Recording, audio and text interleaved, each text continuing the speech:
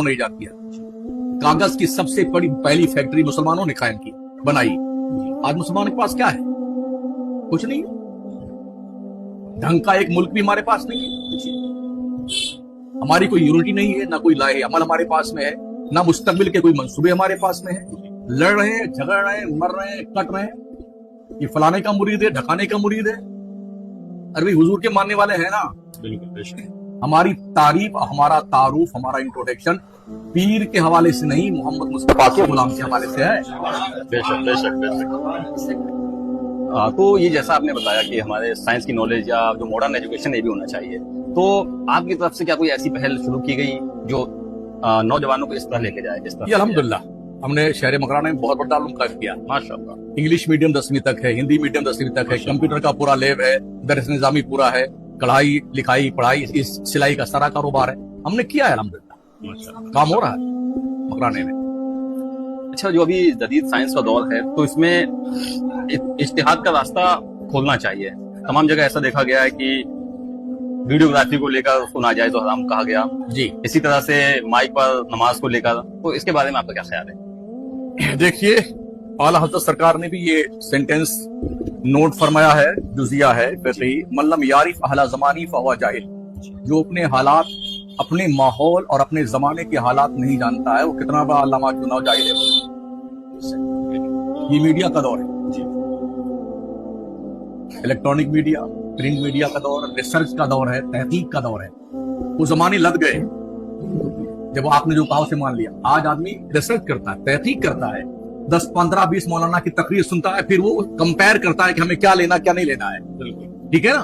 तो आज की इस कंडीशन में हम अपनी न्यू जनरेशन को कैसे मुतमईन कर सकते हैं? हमें ऐसे उलमा की जरूरत है जिन्हें बाज़ाब्ता तौर पर बैनुल अक़वामी पैमाने पर मज़ाहिब के दरमियान तकाबुल अदियान का भी शऊर पाया जाता है उनके पास में। रिसर्च की जो राहें होती हैं उस पर भी वो जो है अच्छी पकड़ रखते हो। जैसे हमारे यहाँ मुहक्किक़ मसाइल जदीदा अल-जामिअतुल अशरफिया मुबारकपुर के मुफ्ती निजामुद्दीन साहब क़िबला दामत फैज़ुल आलिया है। अल्हम्दुलिल्लाह उनके जो मसाइल हैं, जिस पर जदीद मसाइल पे उन्होंने तहकीक की ना, चाहे कितने लोग उनकी बुराई करते हैं मगर मजबूरन उन्हीं के बताए हुए मसले पे अमल करते हैं। बेशक। ठीक है ना? अब रह गई वीडियो की बात। बिला शुबा आज की तारीख में छोटा पीर हो या बड़ा पीर हो, कहीं का पीर हो, पूरे मुल्क के हिंदुस्तान पाकिस्तान की बात करता हूं, किसकी वीडियो नहीं है, किसकी फोटो नहीं। घर के अंदर, मदरसे के अंदर नमाज पढ़ते हुए, अमामा बांधते हुए, वजू फरमाते हुए, बेटों और पोतों को खिलाते हुए, और ट्रेन में तशरीफ लाते हुए, फ्लाइट में बैठते हुए, उतरते हुए, गाड़ी पे उतरते हुए, बैठते हुए, ये कौन सी एंट्री बोलते हैं? ग्रैंड एंट्री हो रही है। हाँ, ये सब क्या है? खुदरा फजीहत, दीगरा नसीहत। आज की तारीख का ये तकाजा है।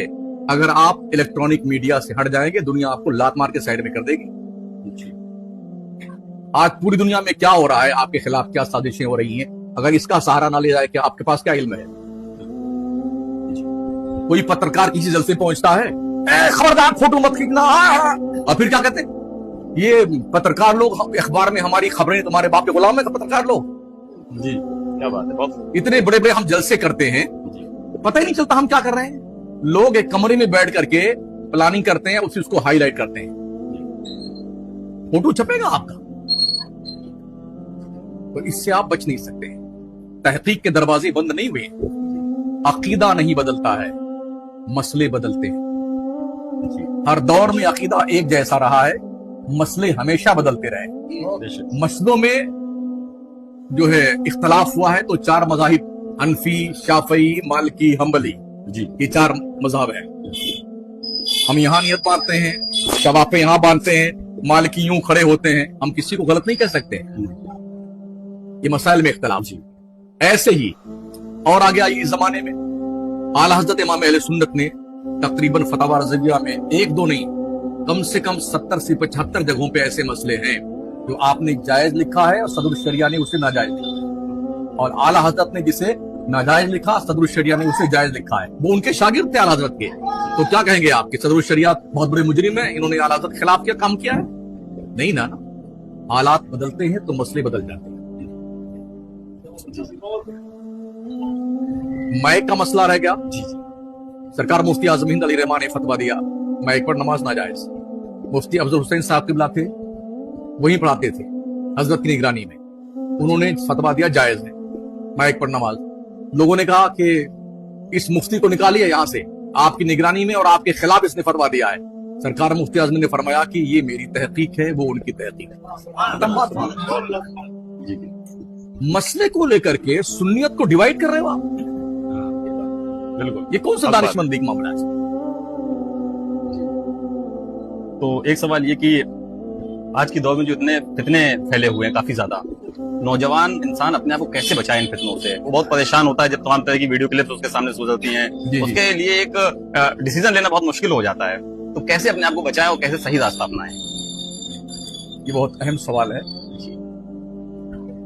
बुनियादी तौर पे हमें अपने बच्चों को तालीम ये देनी होगी कि आप एक सुन्नी मुसलमान हैं जी, बेशक। और एक इस्लाम का जो बेहतरीन तरीका है वो मसलक आला हजरत है। ये अलग बात है कि लोग इसकी अलग जो है ताबीलें और जाने क्या क्या करते हैं, वो जाने, उनका काम जाने।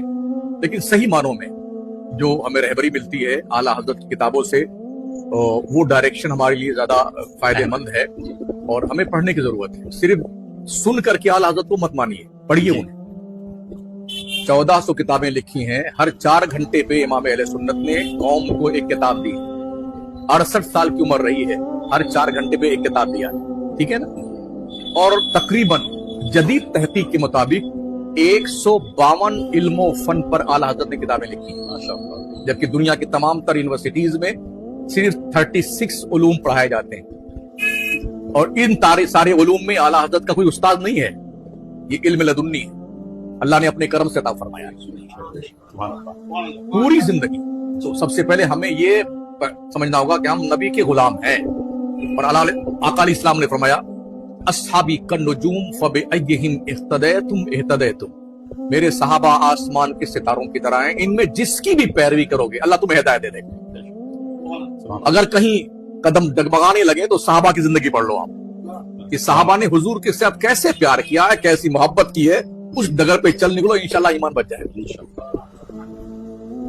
आखिरी में एक सवाल, जैसा कालपी में आपका एक प्रोग्राम होना था जी, और फिर वो कुछ वजूहात से कैंसिल हो गया, तो हमारी आवाम को आप बताएं कि क्या वो वजूहात रही जो प्रोग्राम एकदम अचानक कैंसिल हुआ? क्योंकि लोगों को बहुत ज्यादा इंतजार था आपके पहली बार कालपी तस्वीर पर आने का। जी जी जी।